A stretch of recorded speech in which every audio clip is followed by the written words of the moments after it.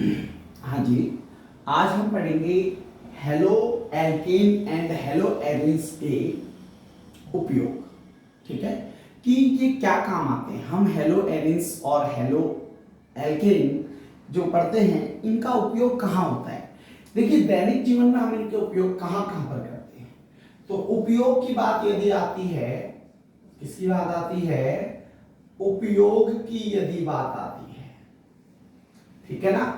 तो आपने सुना होगा पहला उपयोग, आपने BHC का नाम सुना होगा। BHC सही है। जो आपका BHC है, इसका उपयोग है, BHC है आपकी DDT है, ठीक है, क्या है, DDT है। तो DDT है, BHC है, इसका उपयोग हम किस में करते हैं, कीटनाशी में। DDT का उपयोग किसमें किया जाता है, कीटनाशी में।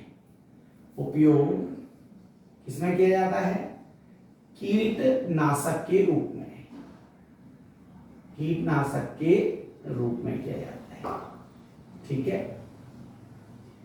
यह हमारा उपयोग है।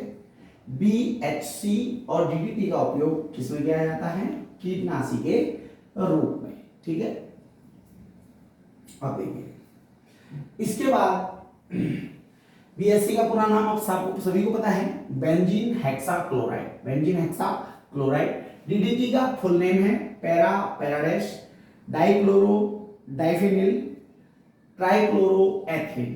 ठीक है, ये DDT की फुल फॉर्म है और एक BHC फुल, दोनों कीटनाशी के रूप में यूज होते हैं। अब देखिए पॉइंट नंबर 2, आपने क्लोरोफॉर्म नाम सुना होगा। ठीक है, क्लोरोफॉर्म। देखिए जो क्लोरोफॉर्म होता है, इसका उपयोग निश्चेतक के रूप में होता है। आपने सुना भी होगा कि क्लोरोफॉर्म को हम वायु की उपस्थिति में खुला नहीं छोड़ते। क्यों नहीं छोड़ते खुला, क्योंकि हमें पता है कि अगर हम क्लोरोफॉर्म को वायु की उपस्थिति में छोड़ देंगे तो ये फॉस्जीन नामक गैस बनाता है। क्या बनाता है, फॉस्जीन, जो बहुत जहरीली होती है। तो इसलिए हम क्लोरोफॉर्म को किस में यूज करते हैं, निश्चेतक के रूप में। ठीक है, क्लोरोफॉर्म निश्चेतक के रूप में, निश्चेतक के रूप में। ठीक है, क्लोरोफॉर्म का यूज किस में होता है, निश्चेतक के रूप में। ठीक है जी। हाँ, तीसरा पॉइंट, क्लोरोफॉर्म का यूज निश्चेतक के रूप में हो गया। तीसरा आप कर सकते हो कार्बन टेट्राक्लोराइड, कार्बन टेट्रा, ठीक है, टेट्रा क्लोराइड, जिसको आप CCl4 बोलते हैं। क्या बोलते हैं, CCl4। ठीक है, का उपयोग विलायक के रूप में, किसके रूप में, विलायक के रूप में। ठीक है जी, किसके रूप में होता है, विलायक के रूप में होता है। ठीक है, और आपको पता है कि इसका उपयोग किसके रूप में होता है, विलायक के रूप में। चौथा पॉइंट देखिए, ये सभी हेलो एल्केन है, ये सभी क्या है, हेलो एल्केन है। यदि आप इनके पढ़ेंगे, देखिए यहां पर हेलो एल्केन है, क्योंकि यहां पर कितने हाइड्रोजन प्रतिस्थापित हुए हैं, कम से कम 2 हाइड्रोजन प्रतिस्थापित हुए, इसकी जगह क्लोरीन आ गया। यहाँ चारों हाइड्रोजन प्रतिस्थापित हो गए तो कार्बन टेट्राक्लोराइड आ गया। ये लगभग सभी क्या है, हमारे हेलो एल्केन है। क्या है, हेलो एल्केन। ये हमारा हेलो एरीन है, ये हमारा क्या, हेलो एरीन है। ठीक है, तो हम इनके डेली यूजेस पढ़ रहे हैं कि हम कहाँ इनको काम में लाते हैं।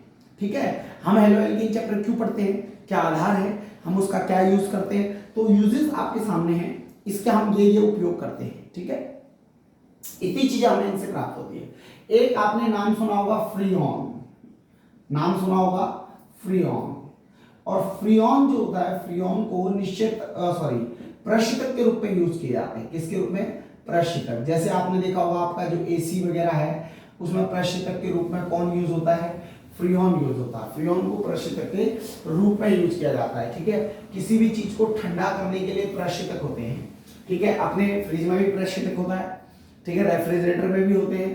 तो ये क्या होते हैं, फ्रीऑन का उपयोग हम प्रशीतक के रूप में करते हैं। ठीक है। पांचवा, कई बार क्या होता है कि हमें ऐसे सूक्ष्म जीव, ठीक है, हमारे पास ऐसे सूक्ष्म जीव भी होते हैं जिनके द्वारा हम क्या बनाते हैं, एंटीबायोटिक बनाते हैं। क्या बनाते हैं, एंटीबायोटिक। आप सभी ने पढ़ा है कि सूक्ष्म जीवों के द्वारा एंटीबायोटिक का निर्माण होता है। जैसे कि आपने एक नाम सुना होगा, जो अपने टाइफॉइड, जो टाइफाइड बोलते हैं, जो टाइफाइड ज्वर होता है, टाइफाइड ज्वर के रूप में भी उस एंटीबायोटिक हम यूज करते हैं, जिसको हम बोलते हैं क्लोरोरेम्फेनिकॉल, क्लोरेम्फेनिकॉल, ठीक है, क्लोरेम्फेनिकॉल। क्लोरेम्फेनिकॉल का यूज किस में होता है, जो हमारी टाइफॉइड होती है, टाइफॉइड जैसी जो ज्वर होती है, फीवर होती हैं, उन ज्वरों में हम उनका यूज करते हैं। तो हम यहां पर लिखकर देख सकते हैं कि सूक्ष्म जीवों से प्राप्त होने वाले, या सूक्ष्म जीवों से प्राप्त होने वाला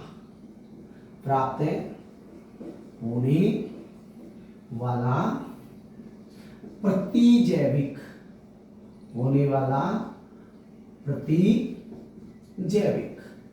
कौन है, प्रतिजैविक,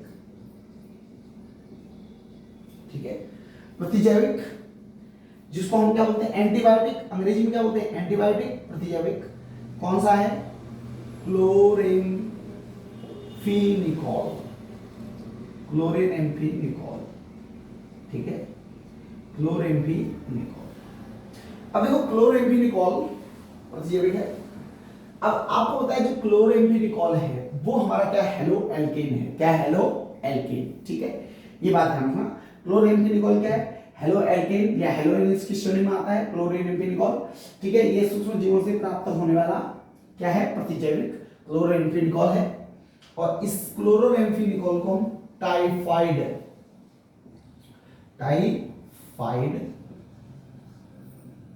है ना, ज्वर में यूज लेते हैं। किसमें इसका उपयोग होता है, टाइफाइड ज्वर में उपयोग किया जाता है इसका, टाइफाइड ज्वर में औषधि के रूप में। किसके रूप में, औषधि के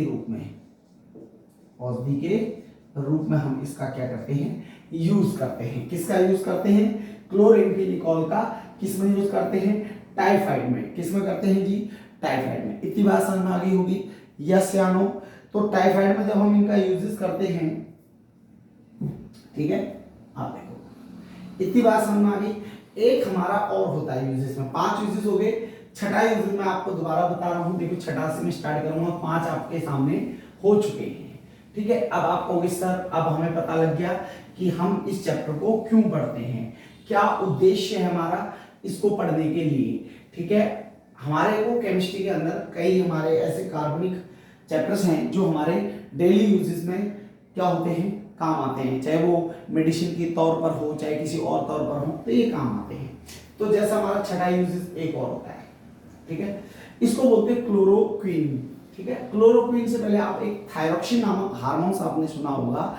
थायरॉक्सिन नाम जो हार्मोन्स होता है, ठीक है, ये हार्मोन्स से गलकंड रोग हो जाता है। कौन सा रोग होता है, गलकंड, जिसे गायट्री भी बोलते हैं, घेंगा रोग, ठीक है। ये भी जो आपकी थायरॉक्सिन हार्मोन्स है, ये भी एक हेलो एल्केन या हेलो एरिन्स की श्रेणी में आता है। किसमें आता है, हेलो एल्केन तथा हेलो एरिन्स की क्या आता है, श्रेणी में आता है, ठीक है। उसके बाद जो अपना एक नाम आता है, क्या आता है, क्लोरोक्वीन। क्या आता है, क्लोरोक्वीन, ठीक है। तो इसमें एक हम नाम लिख सकते हैं, क्लोरोक्वीन,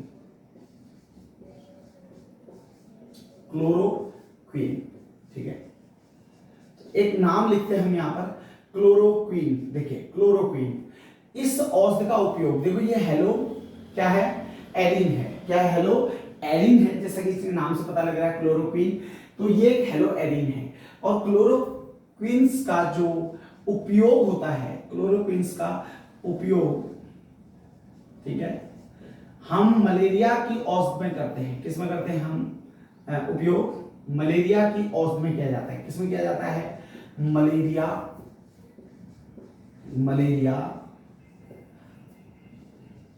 के संक्रमण में किया जाता है, मलेरिया के संक्रमण में, या मलेरिया के लिए किया जाता है, मलेरिया के लिए किया जाता है, ठीक है।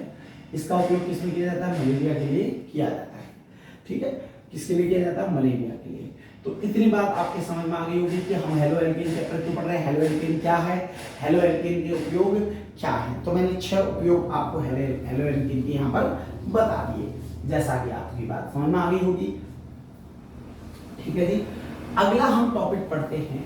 ठीक है, ये हमारे कंप्लीट हुआ क्या, हेलोएरिन्स एंड हेलोएरिन्स के उपयोग। ठीक है, अब देखिए इसके बाद हम चलते हैं हेलो एरिन या हेलो एल्केन का वर्गीकरण। ठीक है, हम किसका वर्गीकरण पढ़ रहे हैं? Classification of haloarenes and haloalkanes. तो हम लिख सकते हैं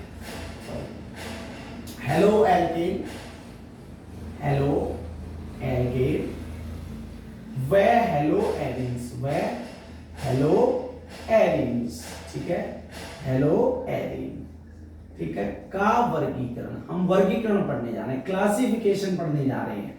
तो वर्गीकरण पढ़ेंगे तो हम कैसे पढ़ेंगे? देखिए आपको पता है इसका जो हेलो एल्केन्स और हेलो एरिन्स का वर्गीकरण होता है वो 2 टाइप से होता है। कितने टाइप से होता है? 2 टाइप से। एक होता है हेलोजन परमाणुओं की संख्या के आधार पर। किस पर होता है? हेलोजन परमाणुओं की संख्या के आधार पर, हेलोजन परमाणुओं की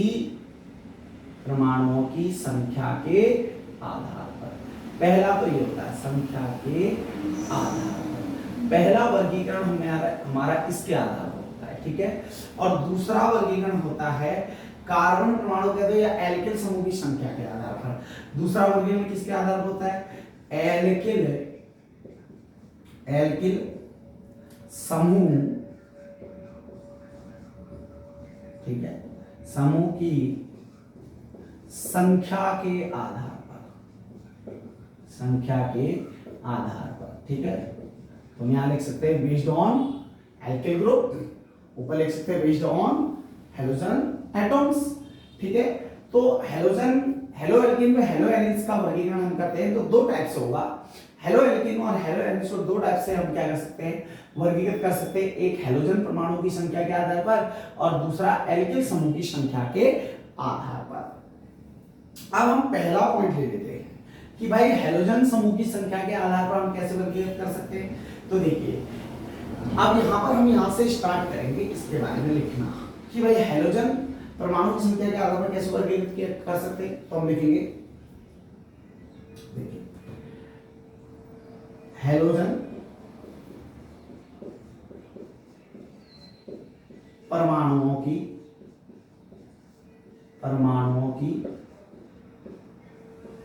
संख्या के आधार पर इन्हें, ठीक है, मोनो हेलो,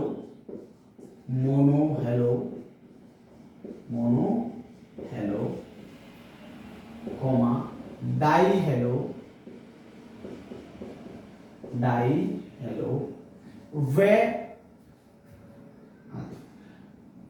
ट्राई हेलो, ठीक है, पॉली भी यूज कर सकते हो, मोनो हेलो, डाई हेलो व ट्राई हेलोजन यौगिकों में विभाजित किया गया है, यौगिकों में विभाजित किया गया। ठीक है, किसमें विभाजित किया गया है? विभाजित किया गया है। ठीक है, किया गया कंप्लीट। तो आपको पता लग गया कि हेलोजन परमाणु संख्या के आधार पर, तो हेलोजन परमाणु संख्या के आधार पर इन्हें मोनो हेलो, डाई हेलो व ट्राई हेलो यौगिकों में विभाजित किया गया। ठीक है, चलिए तो पहला आपका कौन सा है? मोनो हेलो यौगिक। तो हमसे बोला मोनो हेलो यौगिक, तो आप देखिए जैसे कि इसके नाम से आगे पढ़ रहे हैं, मोनो मतलब होता है एक, मोनो का मतलब कितना होता है? एक। हेलो मतलब हेलोजन, तो मोनो हेलो यौगिक किसको कहेंगे? जिसमें केवल एक हेलोजन परमाणु होगा। देखिए नाम को आप केमिस्ट्री में देख लीजिए बस। मोनो मतलब होता है एक, हेलो मतलब हेलोजन।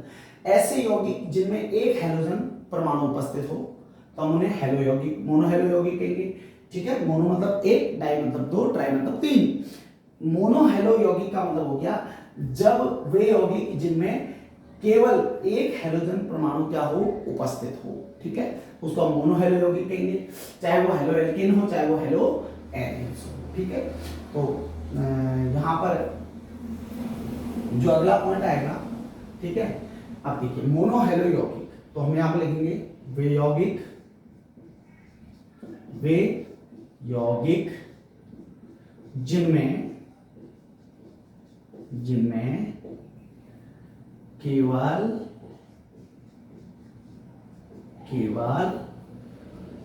एक हैलोजन परमाणु, कितना, एक हैलोजन, केवल एक हैलोजन परमाणु उपस्थित हो। वे यौगिक जिनमें केवल एक हैलोजन परमाणु उपस्थित हो, क्या हो, उपस्थित हो।